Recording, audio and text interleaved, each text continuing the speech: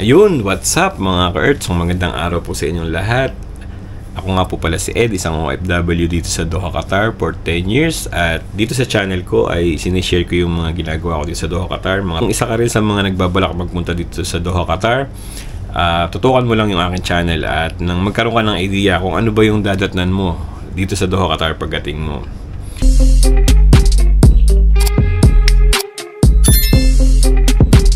So, gaya nung aking previous vlog, ayan, yung top 10 things na gusto ko dito sa Doha, Qatar. And for today's vlog, ang iba-vlog ko naman at isi-share sa inyo ay ang mga bagay na hindi ko gusto dito sa Doha, Qatar.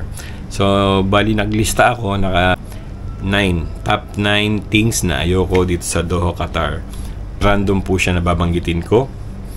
Alam ko po na yung mga gusto magpunta dito sa Doha, Qatar ay makakatulong yung mga bagay na ito para alam nyo na yung i-expect nyo pag dumating kayo dito sa Doha, Qatar. Umpisa na natin. At bago nga po pala ako mag-umpisa, ay gusto ko lang i-shoutout si Kabeli. Ayan, Team Kabeli. And at sa grupo niya, mega shoutout sa inyo mga tropa. Ayan, keep up the good work. Alright, sana marami pa tayong ma-inspire. So without further ado, number 1 sa ating list ay ang weather dito sa Doha, Qatar. Alam nyo ba na dito sa Qatar ay sobrang init at grabe yung humidity kapag summer. Ang summer po dito ay nag-i-start from June mga hanggang September or late October. So during summer po talaga pong napakainit dito, talagang hindi ka makakatagal sa labas. As in, nakatayo ka lang sa labas, para ka nang nasa sauna bath. Yung tipong basang-basa ng tubig or pawis yung loob ng t-shirt mo, yung pants mo. Ganun po siya kainit. So, ayan, sa mga pupunta dito sa Doha, Qatar, alam nyo na yung inyong dadatnan. So, from June to like mid of October, ayan, grabe po ang init. Minsan umaabot po ng 50 degrees. At ang ating number 2 sa ating list ay kapag naman po winter, ay sobra naman po ang lamig dito. Grabe din. Hindi siya nag-i-snow, pero pag humihip yung hangin, talagang sumusuot. Kung i-describe ko nga siya, parang nanunuot sa buto yung lamig. Ayan, bandang ano naman po yan, January, February, ayan po yung kasagsagan ng winter dito sa Doha, Qatar. Number 3 natin sa list ay ang pagkakaroon dito sa Doha, Qatar ng sandstorm. Ayan. Na-experience ko dati, parang 3 days nagsa-sandstorm.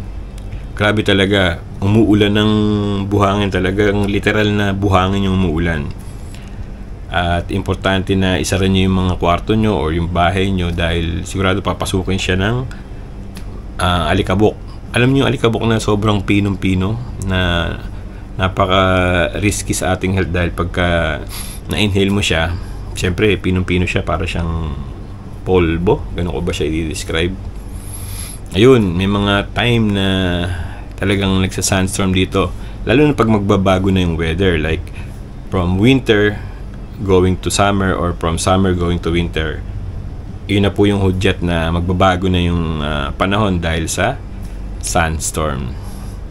At pang-apat sa ating nailista, ang isa sa mga ayoko dito, yung actually sa loob ng 10 years gusto ko na rin mag-apply ng driving license dito sa Doha, Qatar, pero sobrang mahal niya. Sobrang mahal mag-apply ng lisensya dito. At ang isa pang downside doon, kahit na makapag-apply ka, parang hindi ka ganun kasigurado na makakapasa ka nga sa unang try mo. So may mga kakilala ako na first try, second try, third try, hindi pa rin nakakakuha ng lisensya.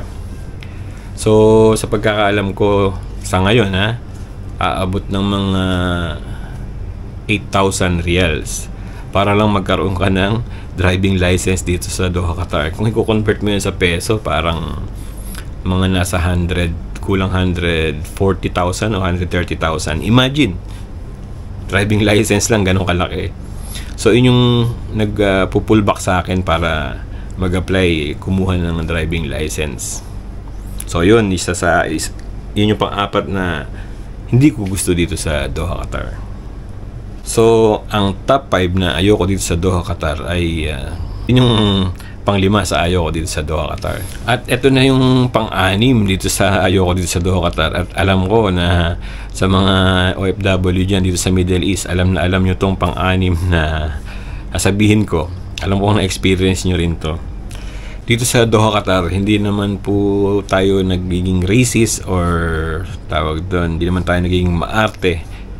Kaya lang talaga pong dito sa Qatar, I believe sa Middle East, talagang hindi matatapos yung isang araw pag lumabas ka sa bahay mo na hindi ka makakaamoy ng, alam mo na, amoy kilikili.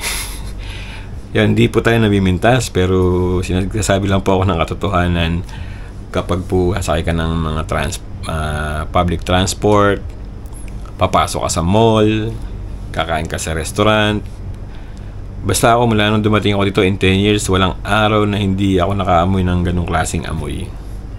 So yun, lalo na kung sa public transport tapos medyo siksikan, talagang magtitiis ka, para kang na-job ni Manny Pacquiao.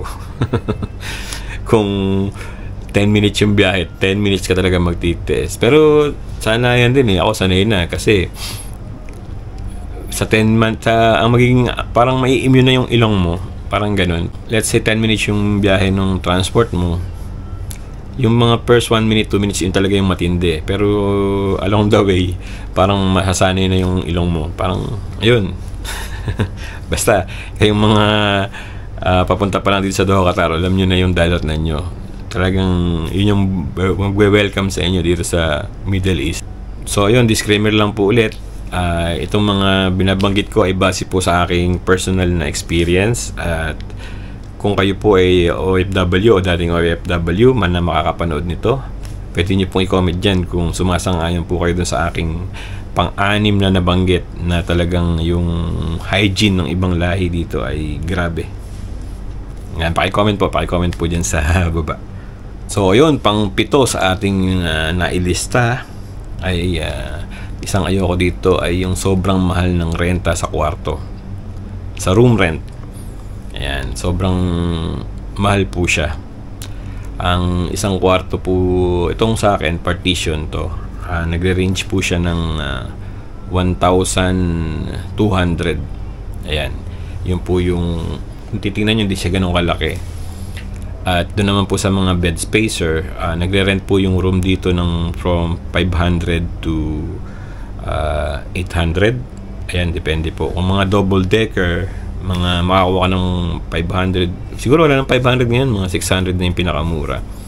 So yun yung room rent dito sa Doha, Qatar. Ngayon, kung gusto mo na may privacy, kamukha nito sa akin, partition.